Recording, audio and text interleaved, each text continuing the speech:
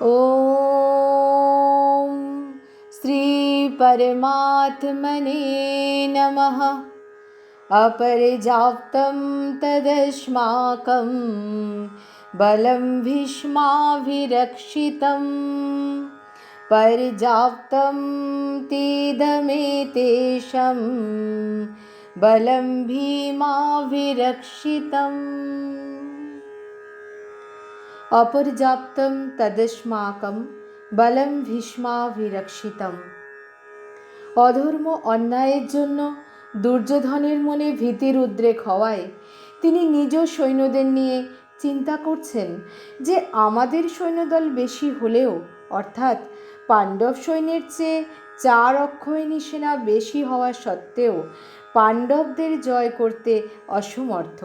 কারণ আমাদের সৈন্যদলের মধ্যে ঐক্যমত নেই, তাদের মধ্যে একতা নেই, নির্ভয়তা সংকোচনহীনতা নেই, যা পাণ্ডবদের মধ্যে আছে।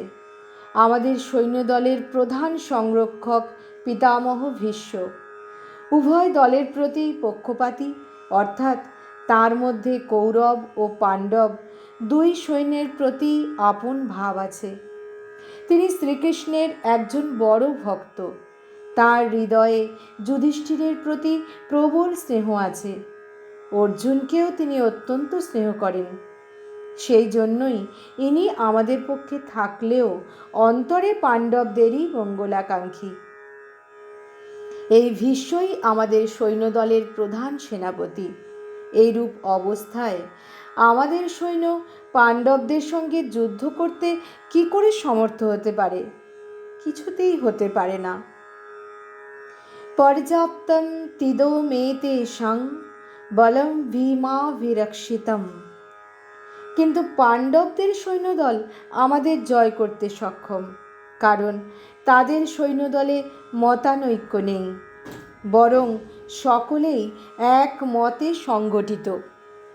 তাদের সেনাদের সংরক্ষক ভীম, যে ছোটবেলা থেকে আমাকে হারিয়ে আসছে, সে একাই আমার শত ভ্রাতাসহ আমাকে হত্যা করবার প্রতিজ্ঞা করেছে। অর্থাৎ সে আমাদের ধ্বংস করার জন্য প্রস্তুত হয়ে আছে। তার শরীর বজ্রের ন্যায় শক্ত। আমি তাকে বিষপান করিয়েছিলাম, তবুও সে মরেনি। এই ভীমই পাণ্ডব সেনাদের রক্ষক। কাজেই এই সেনারা প্রকৃতই সক্ষম এবং পূর্ণ। অর্জুন অস্ত্রশস্ত্রাদি সজ্জিত নারায়ণী সেনা পরিহার করে শস্ত্রহীন ভগবান শ্রীকৃষ্ণকে বরণ করেছিলেন, এবং দুর্যোধন ভগবানকে পরিহার করে নারায়ণী সেনা গ্রহণ করেছিলেন। এর তাৎপর্য হল যে অর্জুনের দৃষ্টি ছিল ভগবানের দিকে, আর দুর্যোধনের দৃষ্টি ছিল বৈভবের দিকে। যার ভগবানের দিকে দৃষ্টি থাকে তার হৃদয় বলশালী হয়। কেন না ভগবানের বল সত্যকার বল। কিন্তু যার দৃষ্টি জাগতিক বৈভবের দিকে থাকে তার হৃদয় দুর্বল হয়, কারণ জাগতিক বল হয় ক্ষণস্থায়ী।